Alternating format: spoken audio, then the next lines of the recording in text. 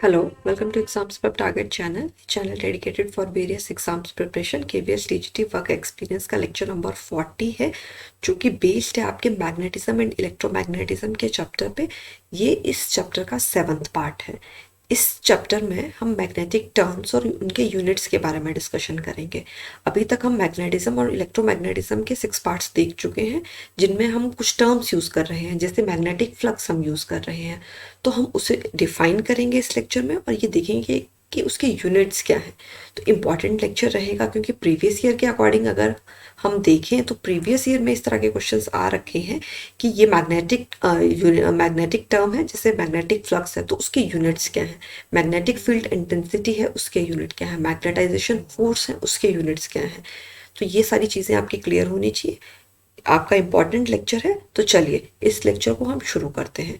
जो magnetic terms इस lecture में हम डिस्कस करने वाले हैं वो रहेंगी फ्लक्स और मैग्नेटिक फ्लक्स, फ्लक्स डेंसिटी या जिसे हम मैग्नेटिक फ्लक्स डेंसिटी भी कहते हैं, magnetomotive force, reluctance, permeance, magnetic field intensity, permeability, reluctivity, coercivity, retentivity और ohm's law for magnetic circuit. हमने ओम्स लॉ डिस्कस करा है for electric circuits, that is V is equal to IR। तो magnetic circuit के लिए ये law, Ohm's law किस तरह का रहेगा वो हम डिस्कस करने वाले हैं।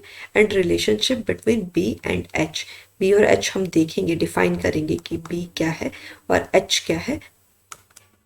इसे हम मैग्नेटिक फील्ड डेंसिटी को B कहते हैं और मैग्नेटिक फील्ड इंटेंसिटी को H से डिनोट करते हैं। तो इन दोनों में क्या रिलेशन है, ये सारी चीज़ें हम आज इसी लेक्चर में डिस्कस करने वाले हैं। तो first is magnetic flux. Magnetic flux क्या है?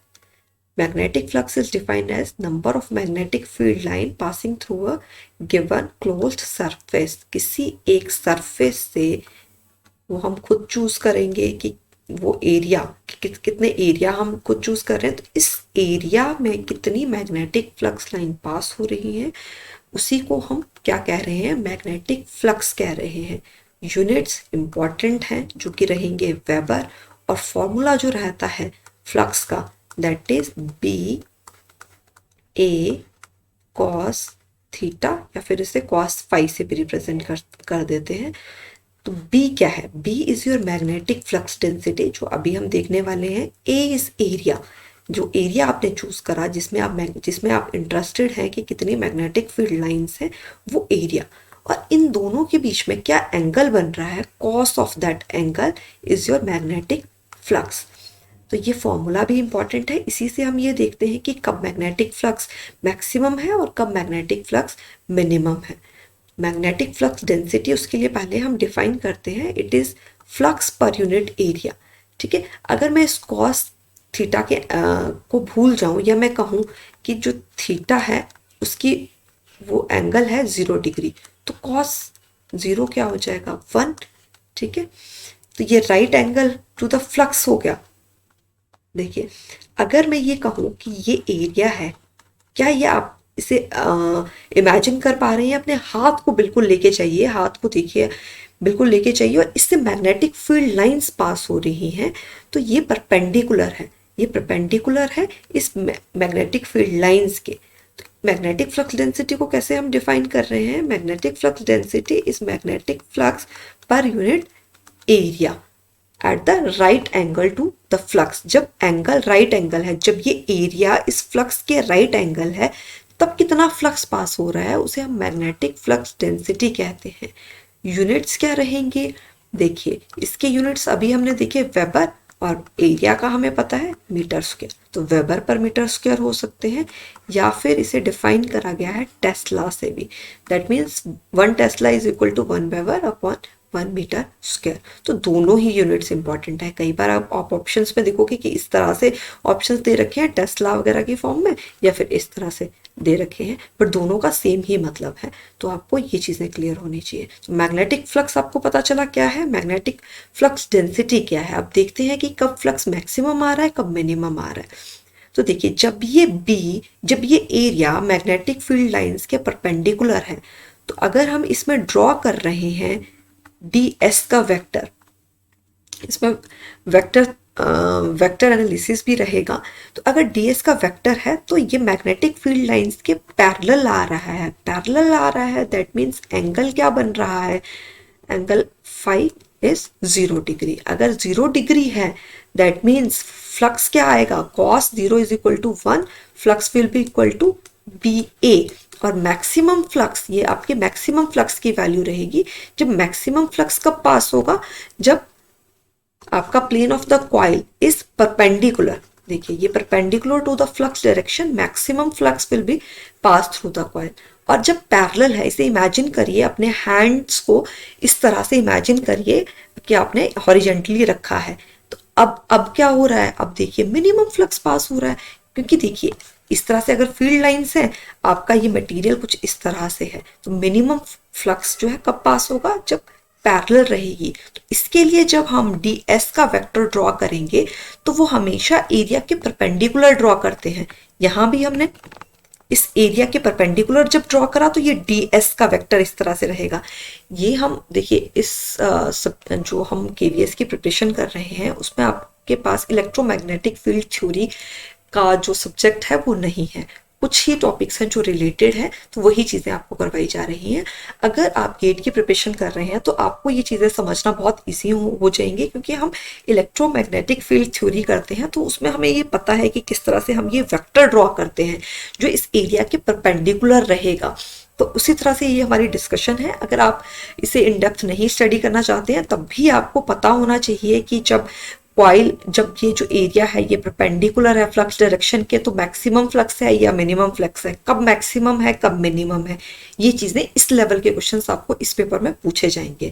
तो ये चीज़ें आपको आप बिल्कुल ध्यान रखेंगे। तो ये अब एंगल कितना हो गया, मैग्नेटिक फील्ड लाइंस और एरिया के बीच में एंगल हो गया 90 डिग्री। तो cos of 90 is equal to क्या रहता है, 0। तो फ्लक्स क्या हो जाएगा, b इंटू ए, और अगर 0 से मल्टीप्लिकेशन कर रहे हैं तो फ्लक्स की वैल्यू मिनिमम आ रही है जो कि 0 है। उसके अलावा भी बीच में कुछ एंगल रहेंगे, 0 to 90 डिग्री कुछ एंगल रहते हैं, और कॉस की उन एंगल्स के अकॉर्डिंग कुछ वैल्यू आती है, उस अकॉर्डिंग आपके फ्लक्स आएंगे।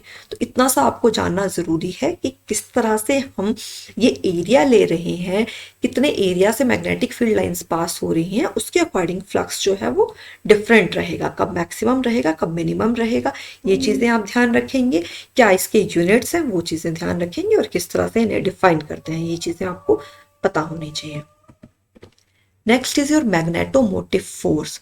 जब हम इलेक्ट्रिक सर्किट की बात करते हैं तो अगर आपको करंट फ्लो करवाना है यहाँ पे, तो अगर इस रेजिस्टेंस में करंट फ्लो करवाना है तो हम ये कहेंगे कि इसमें एक इलेक्ट्रोमोटिव फोर्स, जिसे हम ईएमएफ या वोल्टेज कहते हैं, वो रिक्वायर्ड रहती है करंट को फ्लो करने के लिए। एक पोटेंशियल, एक पॉइंट पोटेंशियल पे हायर रहना चाहिए, एक लोअर रहना चाहिए। सर्किट पे अगर क्लोज कर देंगे तो करंट पास करेगा। ये चीजें आपकी क्लियर है। तो उसी तरह से मैग्नेटोमोटिव फोर्स है कि जो आपका फ्लक्स रहता है वो इस करंट, जो इलेक्ट्रिक सर्किट में करंट है उसके एनालॉगस है। जैसे हम कह रहे हैं कि करंट यहां पास हो रहा है, उसी तरह से आपका फ्लक्स इस कोर में, जो कि मैग्नेटो फेरोमैग्नेटिक मटेरियल्स या मैग्नेटिक मटेरियल की बन रखी है, तो इसमें आपका एक फ्लक्स पास हो रहा है। तो क्या हम फोर्स लगाएं जिसकी वजह से इसमें आपका ये फ्लक्स पास हो, उसे हम क्या कह रहे हैं, मैग्नेटोमोटिव फोर्स।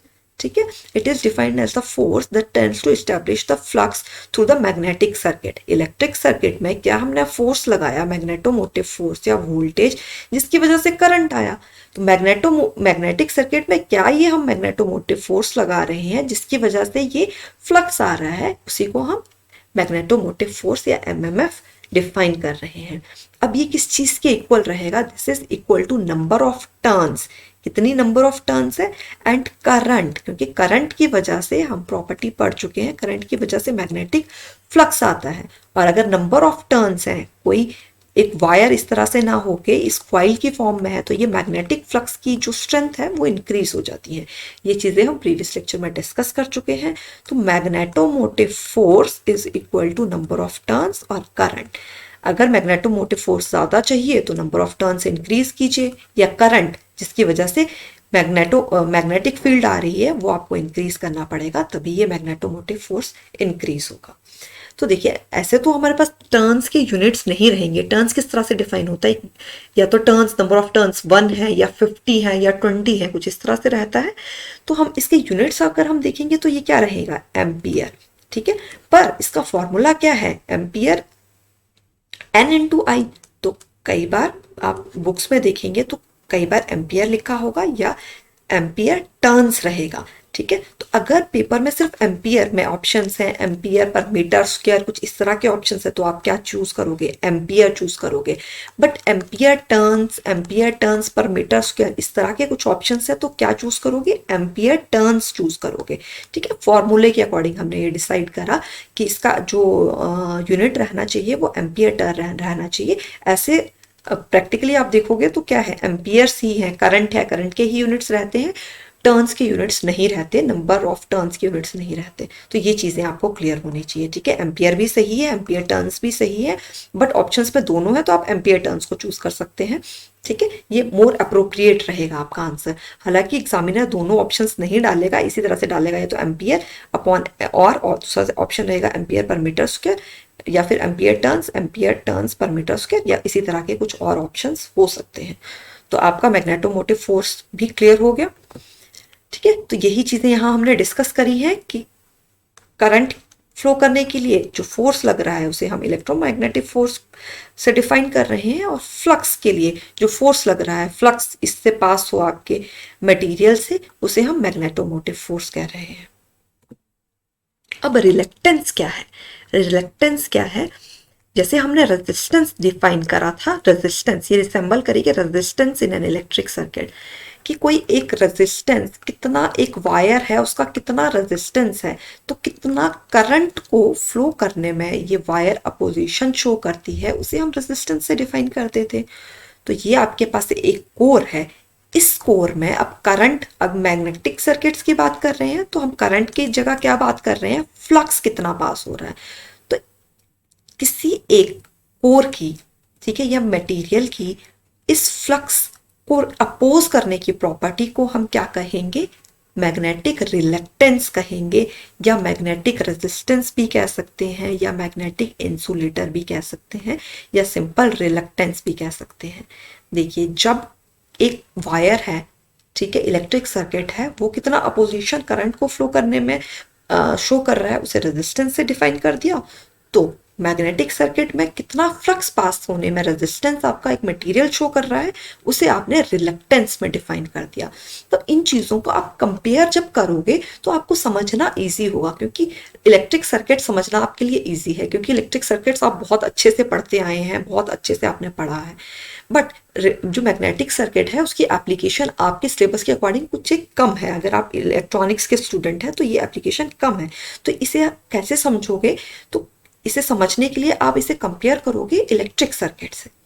ठीक है, it is defined as the opposition offered by a magnetic circuit to the production of magnetic flux. It is a property of a material that opposes the creation of magnetic flux in a magnetic circuit. तो ये दो definitions है, आपको ये I hope ये clear होगी होंगी जो भी आप अभी तक आपकी डिस्कशन हुई है। ठीक है, तो अब इसका हम फॉर्मूला बनाते हैं। जैसे हमने रेजिस्टेंस का फॉर्मूला बनाया था, एक is equal to rho L by A, dimensions के फॉर्म में ये फॉर्मूला बनाया था, resistance, resistivity, length and area. तो उसी तरह से इसका अगर हमें फॉर्मूला बनाना है तो हम ये क्या देखेंगे कि जो रिलक्टेंस है उसे एस से रिप्रेजेंट करते हैं, that is directly proportional to length and reluctance is inversely proportional to area. That means it is inversely directly proportional to length upon area. अब कांस्टेंट ऑफ प्रोपोर्शनलिटी हटाएंगे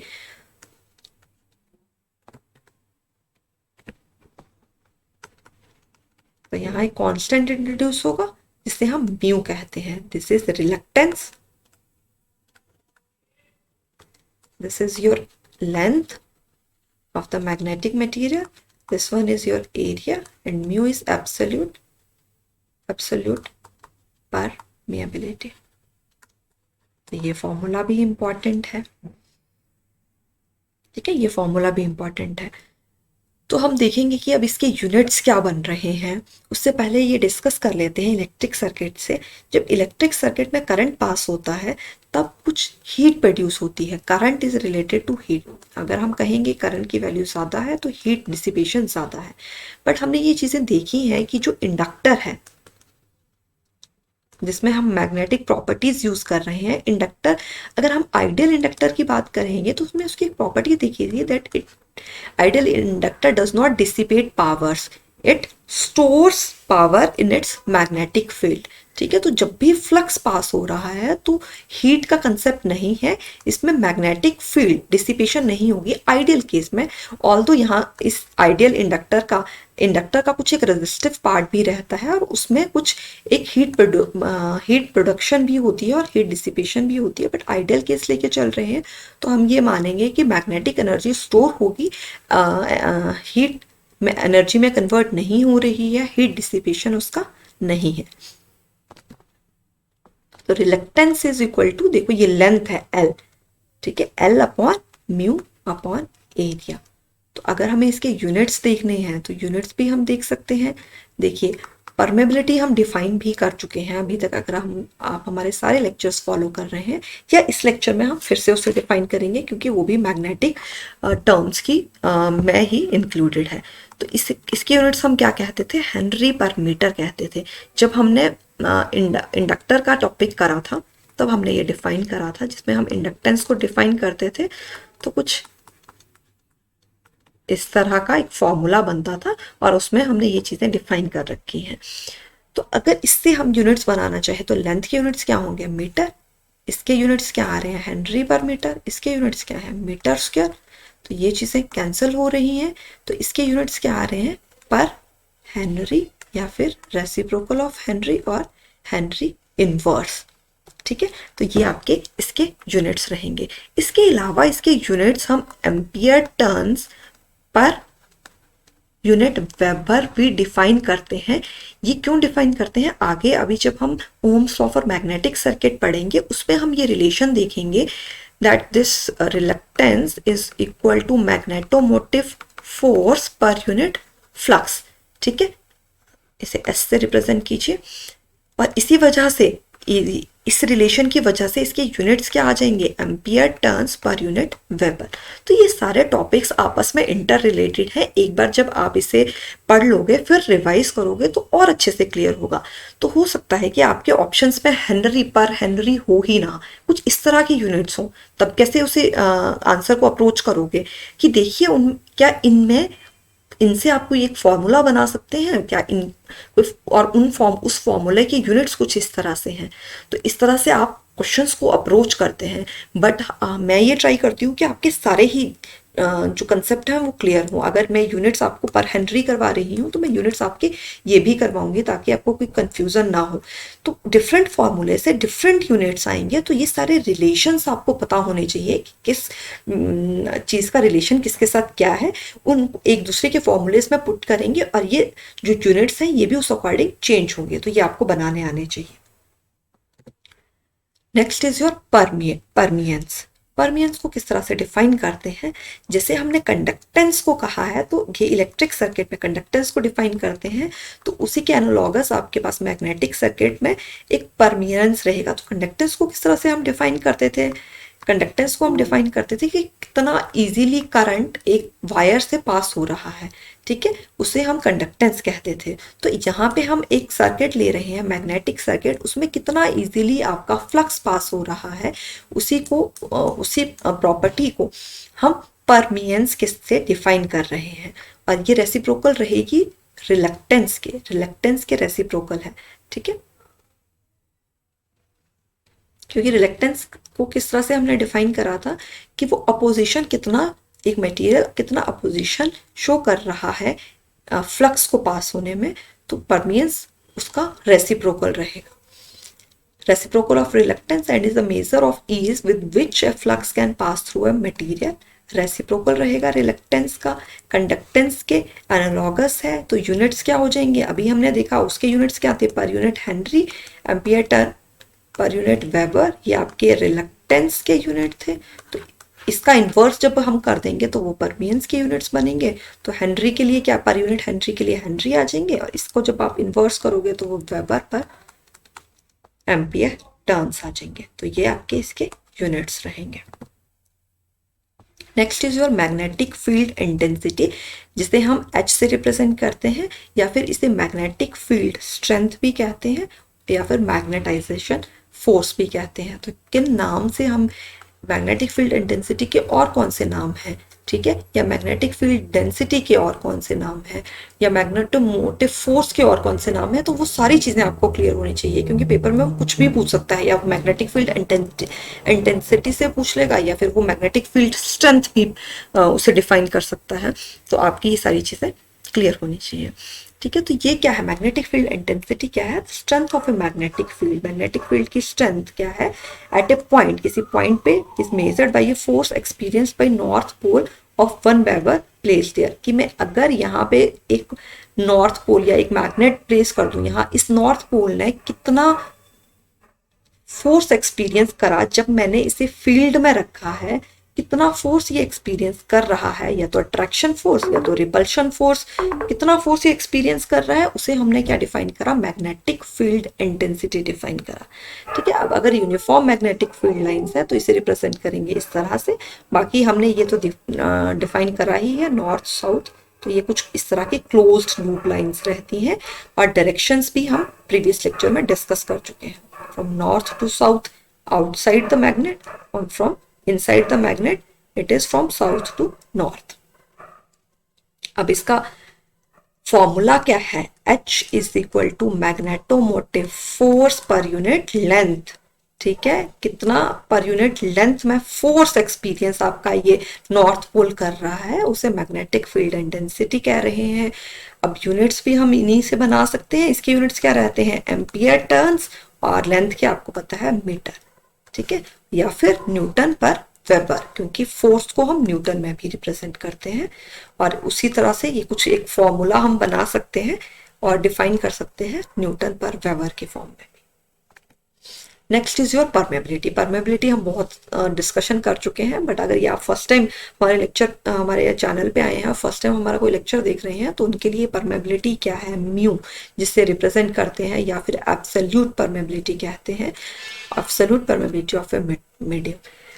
permeability of a material means it's conductivity of magnetic flux, के किस तरह से magnetic flux conductivity conduct हो रहा है, कितना इजीली परमेबल के एक मटेरियल कितना मैग्नेटिक फ्लक्स को परमिट कर रहा है अपने से पास होने में, उसे हम परमेबिलिटी कह रहे हैं। अगर कंडक्टिविटी ज्यादा है तो परमेबिलिटी भी ज्यादा है, एंड वाइस वर्सा अपोजिट रहेगी। यूनिट रिप्रेजेंट करेंगे म्यू से, यूनिट्स हम देखेंगे तो हेनरी पर मीटर रहते हैं, या फिर न्यूटन पर स्क्वायर एम्पियर, एम्पियर स्क्वायर, ये आपके यूनिट्स रहेंगे, ठीक है। एयर या वैक्यूम हमारा पूरा कंडक्टर ऑफ मैग्नेटिक फ्लक्स है, एयर से ही हम कंपैरिजन करते हैं, उसी को हम रिलेटिव परमेबिलिटी डिफाइन करते हैं, mu is equal to mu naught mu R, ठीक है। म्यू क्या है, एब्सोल्यूट परमेबिलिटी, म्यू नॉट क्या है, परमेबिलिटी ऑफ फ्री स्पेस, जिसकी वैल्यू रहती है 4 पाई इंटू 10⁻⁻⁷ हेनरी पर मीटर। देखिए ये यूनिट्स कहाँ से आए वो भी हम इंडक्टर के चैप्टर में डिस्कस कर चुके हैं। अगर आपको लग रहा है कि ये मैं परमेबिलिटी का टॉपिक जल्दी जल्दी पढ़ा रही हूँ तो आप प्लीज़ उस लेक्चर को फॉलो कीजिए। मैं ये सपोज करके चल रही हूँ कि आप हमारे सारे ही लेक्चर्स फॉलो कर रहे हैं, तो अगर जो चीज़ मैं अच्छे से पहले पढ़ा चुकी हूँ उसमें मैं कुछ कम टाइम लूँगी, ताकि जो बच्चे हमारे साथ कंटिन्यूसली जुड़े हैं उनका टाइम वेस्ट ना हो।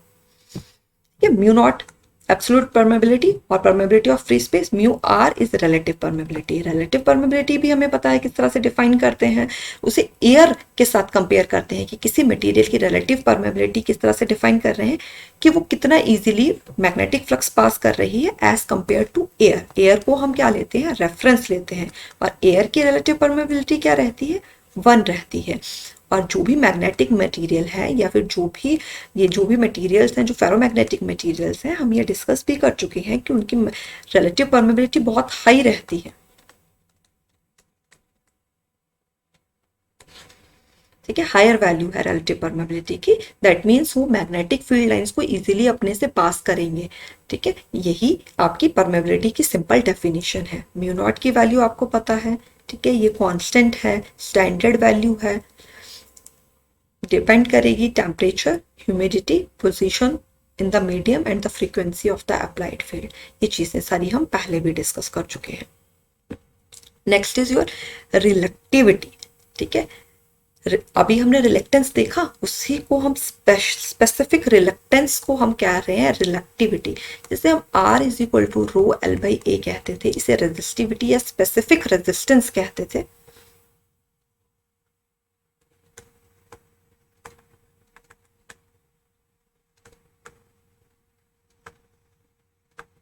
बेसिक कंसेप्ट के लेक्चर में ये सारी चीज़ें हम देख चुके हैं। अगर आपको समझने में कोई दिक्कत आ रही है तो पहले आप हमारा वो लेक्चर देखिए, देन पहले electric circuit, then magnetic circuit पे आइए आप।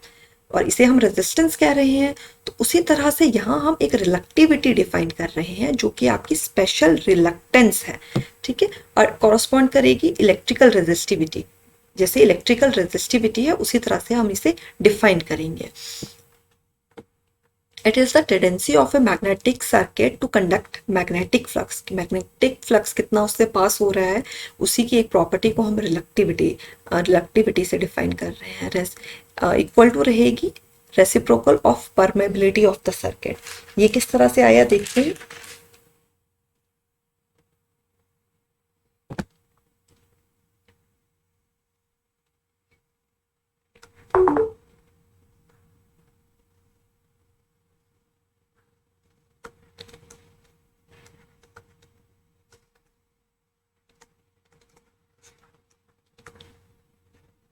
रिलेक्टेंस को हमने इस तरह से डिफाइन करा था,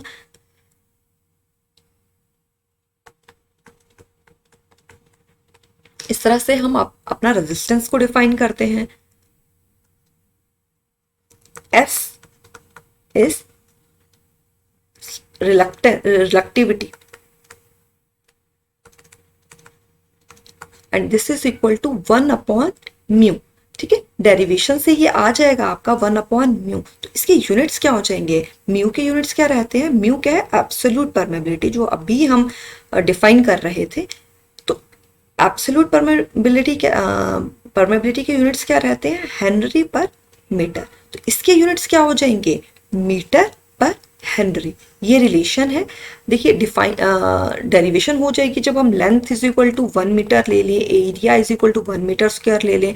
तो इस तरह से जब हम इसे डराइव करेंगे तो ये आ जाएगा। डेरिवेशन आपके लिए इंपॉर्टेंट नहीं है अभी, उससे आपको और कंफ्यूजन होगा, तो हम सिंपल चीज़ों को सिंपल तरीके से ही लेके चलेंगे। ठीक है, या फिर मैग्नेटिक परमेबिलिटी को हम किस तरह से डिफाइन करते हैं। अभी हम आने वाली पीपीटीज में हम ये देखेंगे relationship between mu and H. तो ये रिलेशनशिप इस तरह का रहता है, उसमें हम डिस्कशन करेंगे। तो देखिए, इससे आपका म्यू अगर मुझे देखना हो तो वो बी अपॉन एच हो जाएगा। ठीक है, this is magnetic field density और this is H is magnetic field intensity. तो 1 अपॉन म्यू क्या रहेगा, यहाँ लिखते हैं 1 upon mu will be equal to H upon B. तो इस तरह से भी हम रिलेक्टिविटी को डिफाइन कर सकते हैं। Ratio of intensity of magnetic field to the magnetic induction of the substance. ठीक है, कितनी मैग्नेटिक फील्ड लगाई तो कितने मैग्नेटिक फील्ड उस सब्सटेंस में आई, यही इन दोनों का रेशो है। तो इसे इस तरह से भी डिफाइन कर सकते हैं। जब पूरा लेक्चर हो जाएगा तो ये आपको चीज़ें और अच्छे से क्लियर होंगी जब आप इस लेक्चर को फिर से रिवाइज करेंगे। नेक्स्ट इज कोरेसिविटी, कि हम देख भी चुके हैं क्योंकि हमारे बहुत से टॉपिक्स थे प्रीवियस, उन पे ये बेस्ड थी। तो हमने ये देखा था कि फेरोमैग्नेटिक मटेरियल का ही एग्जांपल लेके चलते हैं। तो जब हम उसे मैग्नेटिक फील्ड में रख रहे हैं तो कुछ मैग्नेटाइजेशन आ रही है जो कि मैग्नेटिक फील्ड लाइंस के डायरेक्शन में ही है।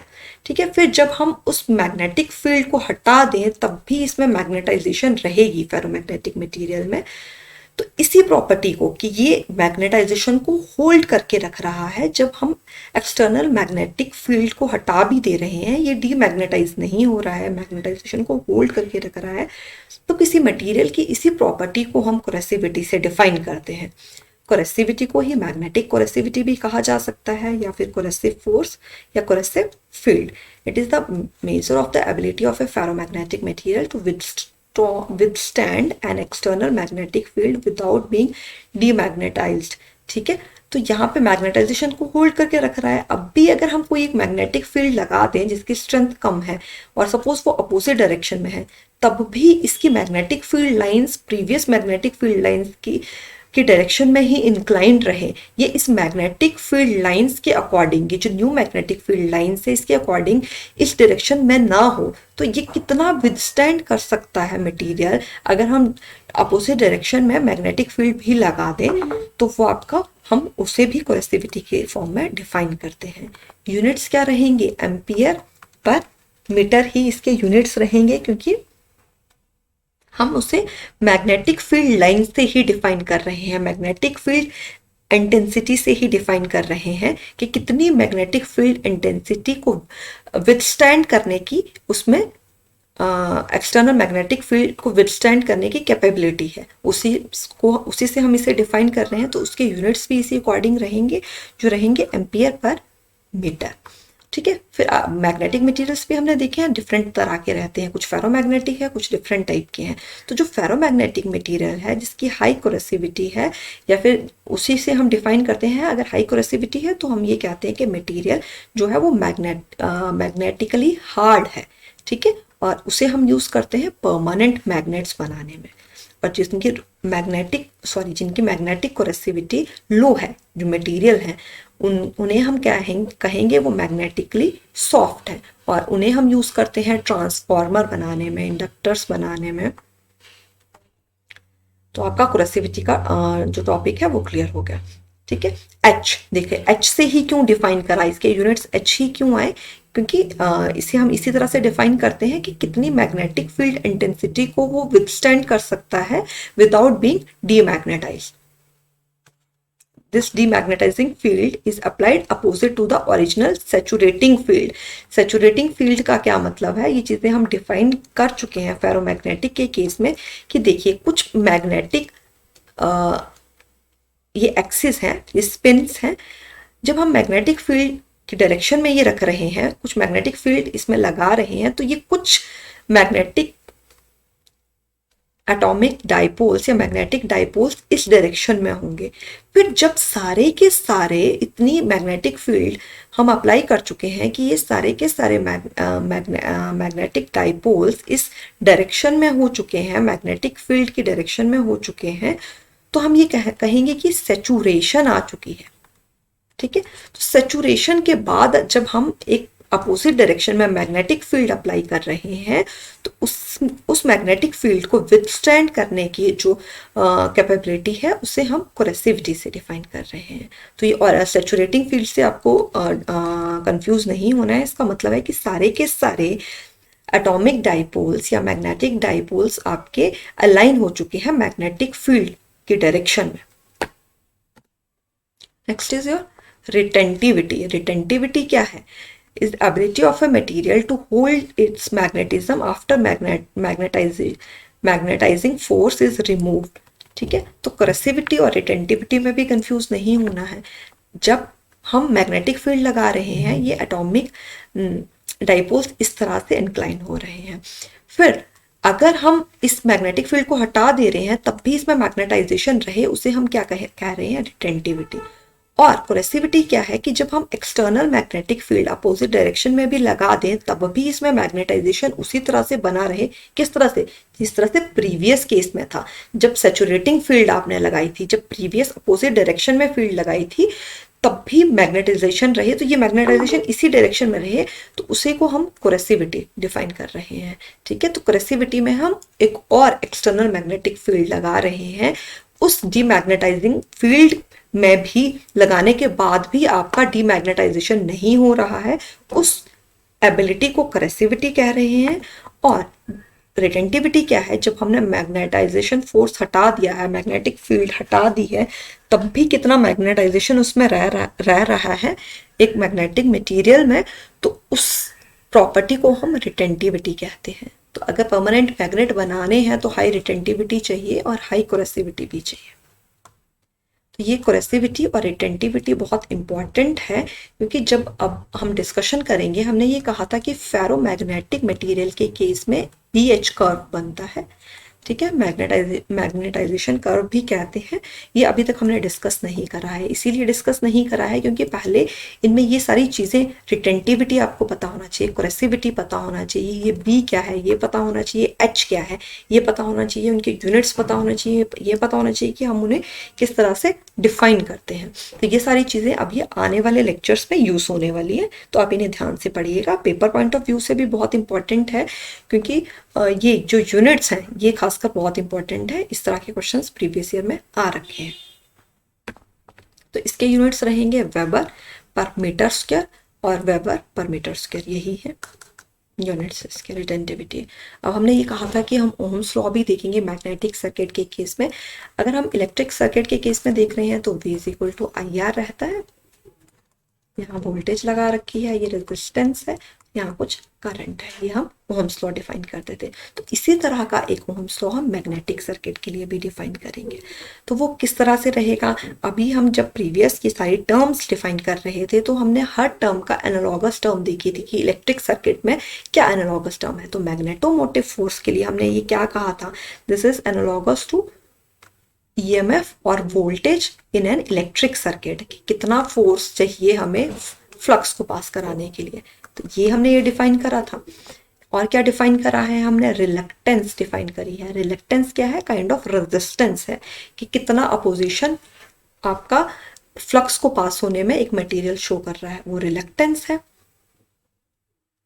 और मैग्नेटिक फ्लक्स क्या है, वो इलेक्ट्रिक करंट से रिजेंबल करता है, जैसे करंट फ्लो कर रहा है उसी तरह से मैग्नेटिक फ्लक्स आपका पास हो रहा है मैग्नेटिक सर्किट से। तो जिस तरह से V is equal to IR कहते हैं, उसी तरह से मैग्नेटोमोटिव फोर्स इसके एनालॉगस है। करंट के लिए क्या है, फ्लक्स, और R के एनालॉगस क्या है, रेजिस्टेंस के एनालॉगस क्या है, रिलक्टेंस, जिसे हम S से डिफाइन करते हैं। तो ये आपका क्या रहेगा, ohms law for magnetic circuit. या फिर इसे दूसरे फॉर्म्स में भी बना सकते हैं, जैसे हम V is equal to IR कहते हैं, I is equal to V upon R भी तो कह सकते हैं, ये इस तरह से भी रह सकता है। तो उसी तरह से हम यहाँ पे flux is equal to magnetomotive force upon S भी कह सकते हैं। या और क्या फॉर्म बन सकती है, S is equal to magnetomotive force per flux. तो ये इसकी डिफरेंट फॉर्म्स रहेंगी। तो आपको मैग्नेटोमोटिव फोर्स, मैग्नेटिक सर्किट में ओम्स लॉ भी क्लियर है। अब relationship between B and H, derivation है नहीं करेंगे। B is equal to mu H, ये वो रिलेशन है जो इनके बीच में रहता है। ये आपको पता है, ये मैग्नेटिक फील्ड डेंसिटी है, ये एब्सोल्यूट परमेबिलिटी है of a medium, and H is your magnetic field intensity और force. B is equal to mu H। तो B इज इक्वल टू क्या हो जाएगा, mu naught mu R H। Mu की जगह पे हम ये भी लिख सकते हैं। अगर ये किसी मीडियम की है तो इस तरह से डिफाइन कर देंगे। अगर मान लो ये एयर की है तो हम क्या कहेंगे, एयर के केस में क्या रहता है, mu R is equal to 1 रहता है। तो ये फॉर्मूला क्या रहेगा, म्यू अपॉन H। अगर मैं इन दोनों को, फर्स्ट इक्वेशन और सेकेंड इक्वेशन को एक दूसरे से डिवाइड कर दूं, ये चीजें कट जाएंगी, तो ये क्या आएगा, म्यू R। तो म्यू आर को हम और किस तरह से डिफाइन कर सकते हैं, म्यू आर क्या है, relative permeability. It is defined as the ratio of magnetic flux density of in a medium to that flux density produced in air by same magnetization force. अगर H सेम है, magnetization force same है, तभी तो ये चीजें cancel होंगी, ठीक है। तो सेम मैग्नेटाइजेशन फोर्स आप लगा रहे हैं, तो आप म्यू आर को किस तरह से डिफाइन कर रहे हैं, ratio of BM upon B air. तो इस तरह की चीजें भी आपको आनी चाहिए, डराइव करने आनी चाहिए इन रिलेशन से। तो आई होप आपका ये लेक्चर क्लियर है। अगर आपको कोई भी प्रॉब्लम है कमेंट सेक्शन में पूछ के कमेंट सेक्शन में आप बता सकते हैं। अगर वीडियो पसंद आ रही है वीडियोस, तो प्लीज़ उन्हें लाइक करना मत भूलिए, एक मोटिवेशन रहती है, आप हमें पता चलता है कि आपको वीडियो पसंद आई है। अगर नहीं पसंद आई है तो डिसलाइक भी कर सकते हैं।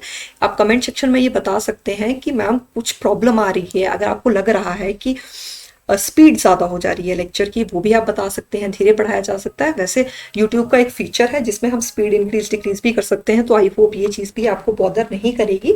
इस लेक्चर की स्पीड इसलिए हाई रखी है हमने क्योंकि ये टर्म्स हम प्रीवियस लेक्चर्स में यूज़ ही कर रहे हैं, तो हमें इन टर्म्स के बारे में आइडिया है ही। ये वीडियोस जो हैं अपने फ्रेंड्स के साथ शेयर कीजिए, मैक्सिमम रीच इन वीडियोस की बनाइए। और अगर अभी तक चैनल सब्सक्राइब नहीं करा है तो चैनल सब्सक्राइब कीजिए। अगर आप कुछ पर्सनल मैसेज करना चाहते हैं जो आप कमेंट में नहीं करना चाहते तो examspreptarget@gmail.com पे भी आप हमें बता सकते हैं। आप डिफरेंट पेपर्स जो कि इलेक्ट्रॉनिक्स एंड कम्युनिकेशन से रिलेटेड हैं, अगर किसी और पेपर की प्रिपरेशन भी कर रहे हैं तो आप हमसे उसके बारे में डिस्कशन कर सकते हैं, आप बता सकते हैं। तो अगर एक अप्रोप्रिएट ऑडियंस हमें मिलेगी, सिलेबस इस तरह का होगा, तो हम उसके लिए भी एक टेस्ट सीरीज चला सकते हैं। ठीक है, अगर हमारे पास नेट के लिए बच्चे हैं, नेशनल एलिजिबिलिटी टेस्ट के बच्चे अगर हमारे साथ जुड़े हुए हैं तो उनके लिए भी ये जो अभी तक हम पढ़ाया जा रहा है ये चीज़ें सेम ही हैं। अगर वो बच्चे हैं तो वो भी मेल कर सकते हैं, कमेंट सेक्शन में बता सकते हैं, तो उनका भी जो वो सिलेबस है वो एक डिफरेंट टेस्ट डिफरेंट सीरीज में कवर करा जा सकता है। Thank you.